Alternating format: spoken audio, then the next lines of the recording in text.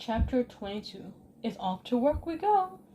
For supper that evening, my grandmother had a plain omelet and one slice of bread. I had a piece of brown Norwegian goat's milk cheese, known as toast, which I had loved even when I was a boy.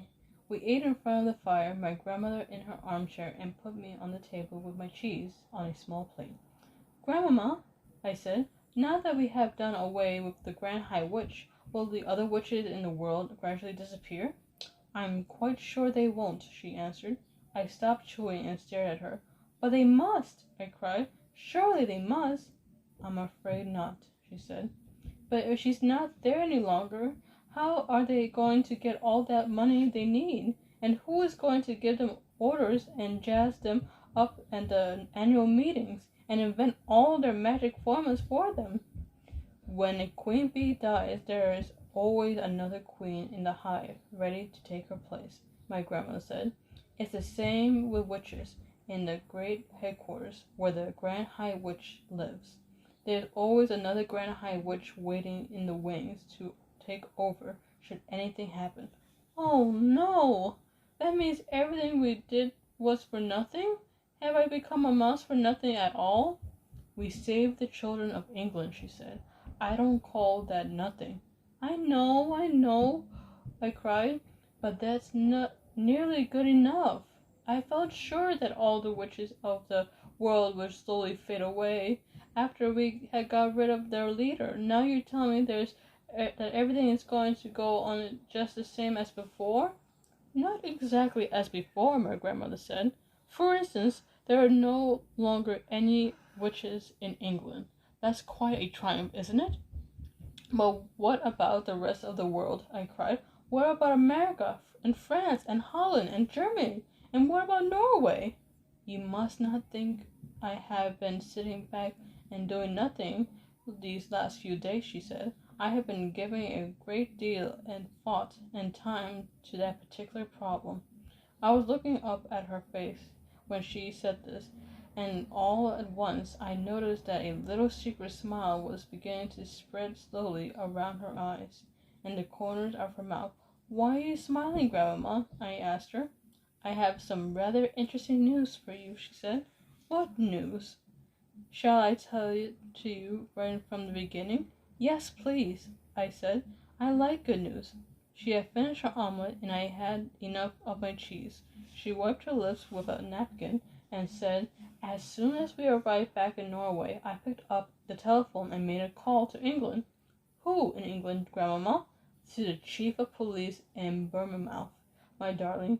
I told him I was the chief of police for the whole of Norway, and that I was interested in the peculiar happenings that had taken place recently in the Hotel Magnificent."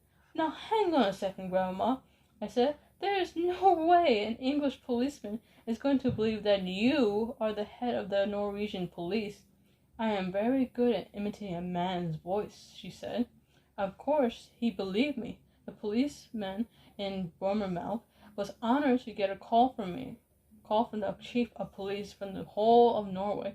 "So what did you ask him?" "I asked him for the name and address of the lady who had been living in room 454 in the Hotel Magnificent, the one who disappeared." "You mean the Grand High Witch?" I cried. "Yes, my darling." "And did he give it to you?" "Naturally he gave it to me. One policeman will always help another policeman." "By golly, you got a nerve, Grandmamma." "I wanted her address," my grandmother said. "But did he know her address?" He did indeed. They had found her passport in her room, and her address was in it. It was also in the hotel register. Everyone who stays in a hotel has to put a name and address in the book. "But surely the Grand High Witch wouldn't have put her real name and address in the hotel register," I said. "Why ever not?" my grandma said. "Nobody in the world had the fairest idea who she was except the other witches. Wherever she went, people simply knew her as a nice lady. You, my darling, and you alone, were the only non-witch ever to see her with her mask off, even in her home district, in the village where she lived. People knew her as a kindly and very wealthy baroness, who gave a large sum of money to charity. I have checked up on that. I was getting excited now. And the address you got, Grandma? That must have been the secret headquarters of the Grand High Witch. It still is, my grandmother said. And that will be where the new Grand High Witch is certain to be living at this very moment, with her routine of special assistant witches. Important rulers are always surrounded by a large routine of assistants. Where's her headquarters, Grandmama? I cried. Tell me quick where it is. It is a castle, my grandma said, and the fascinating thing is that in that castle will be all the names and addresses of all the witches in the world. How else could Grand High Witch run her business? How else could she summon the witches of the various countries to their annual meetings? Where is the castle, Grandma? I cried impatiently. Which country? Tell me quick. Yes, she said. Norway? I cried. Right the first time, she answered. High up in the mountains, above a small village. This was thrilling news. I did a little dance of excitement on top of the tabletop. My grandmother was getting pretty worked up herself, and now she heaved herself out of her chair and began pacing up and down the room, thumping the carpet with her stick. So we have work to do, you and I, she cried out. We have a great task ahead of us. Thank heavens you're a mouse. A mouse can go anywhere. All I have to do is put you down on somewhere near the Grand High Witch's castle, and you'll very easily be able to get inside it and creep around looking and listening to your heart's content. I will, I answered. No one will ever see me moving about in a big castle will be child's play compared with going into a crowded kitchen full of cooks and waiters. You could spend days in there if necessary, my grandmother cried. In her excitement, she was waving her stick all over the place, and suddenly she knocked over a tall and very beautiful vase that went crashing onto the floor and smashed it into a million pieces. Forget it, she said. It's only Ming. You could spend weeks in that castle if you wanted to, and they'd never know you were there.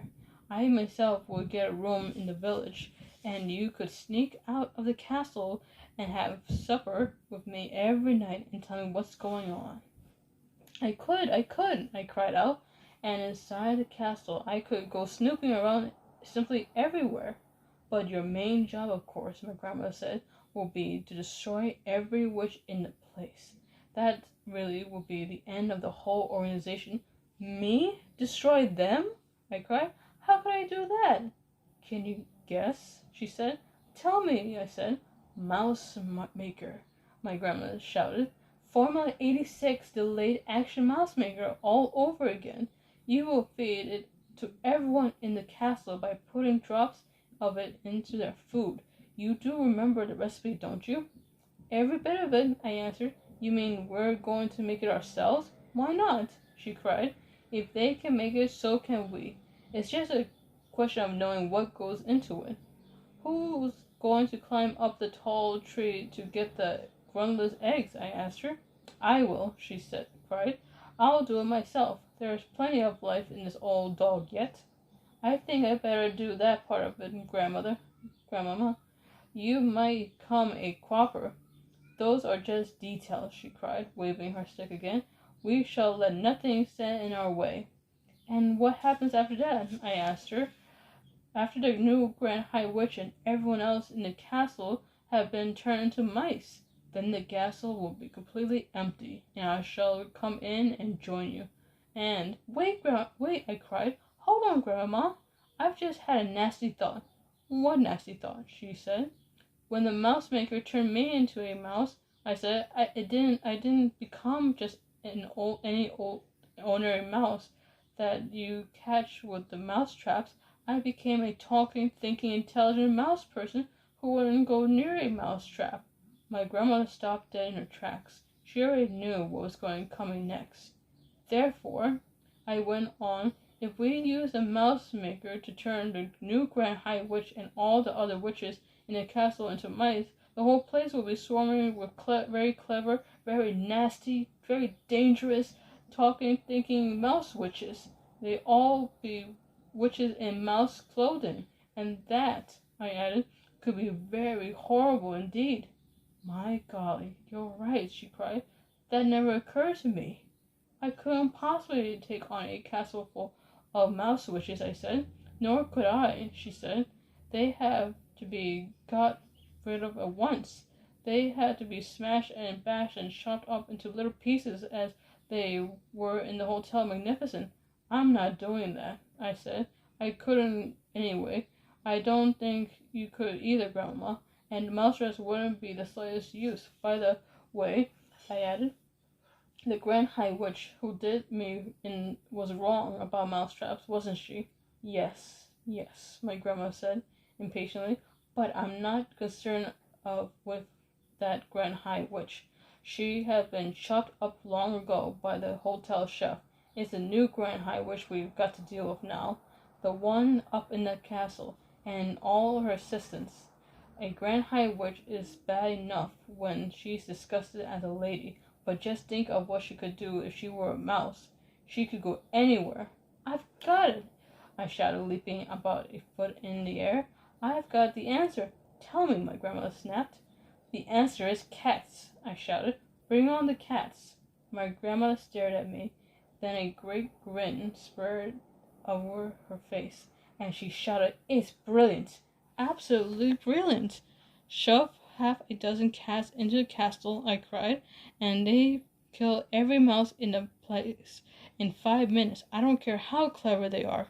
You're a magician, my grandmother shouted, staring to her wave her stick about once again. Look out for the vases, Grandma. To the heck with the vases, she shouted. I'm so thrilled I don't care if I break it a lot. Just one thing, I said. You got to make absolutely sure I'm well out of the way myself before you put the cats in. That's a promise, she said. What will we do after the cats have killed all the mice? I asked her. I'll take all the cats back to the village, and then you and I will have the castle completely to ourselves. And then, I said, then we shall go through the records and get the names and addresses of all the witches in the whole wide world. And after that, I said, quivering with excitement, after that, my darling, the greatest risk of all will begin for you and me. We shall pack our bags and go traveling all over the world, in every country we visit. We shall seek out the houses where the witches are living. We shall find each house one by one, and having found it, we will be crept inside and leave your little drops of deadly mouse maker in the bread or cornflakes or the rice pudding or whatever food you see lying about. It will be a triumph, my darling, a colossal, unbeatable triumph. Shall do it entirely by ourselves, just you and me. That will be our work for the rest of our lives. My grandmother picked me up off the table and kissed me on the nose. Oh, my goodness me, we're going to be busy these next few weeks, and months, and years, she cried. I think we are, I said. But what fun and excitement it's going to be. You can say that again, my grandmother cried, giving me another kiss. I can't wait to get started.